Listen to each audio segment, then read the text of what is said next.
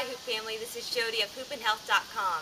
This is a tutorial to explain the differences between an Isopop, an IsoBreak, a linear isolation, and a cat-eye as I understand it.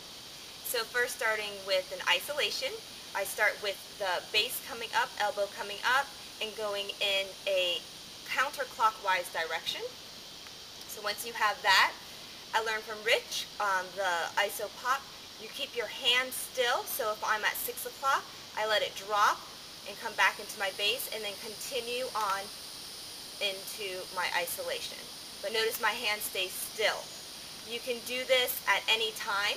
You could do it at 3 o'clock, you could do it at 12 o'clock, you could do it anytime you like to, and your hand stays still. An IsoBreak would be, I come here, and instead of staying in that same direction, instead of going here, I will allow the hoop to come down in the opposite direction and then continue my isolation. So that would be an Isopop and an IsoBreak. A linear isolation I learned from Brecken. So if I'm doing an isolation, and I gave a tutorial on this, and I push it forward, so if I'm at 5 o'clock and push it forward, or for a different look I'm at 6 o'clock and I push it forward, then that would be more of a linear isolation. A cat-eye, as I understand it, is more a bouncing motion. So here, here, here. There's a vertical cat-eye, so you're here. There's a horizontal cat-eye,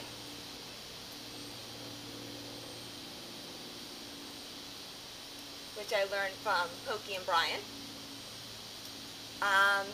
And then there's the awesome tutorial of the square.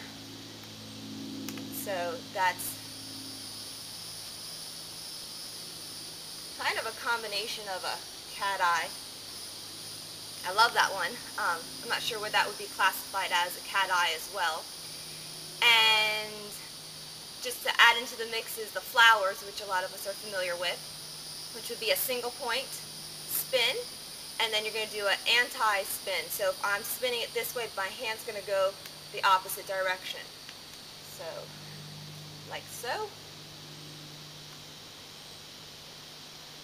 So there's lots of fun things to do with off-body hooping, and I hope that really helps clarify, and hopefully that all sounds good to you who showed this to me. Have a great hooping day. Thanks.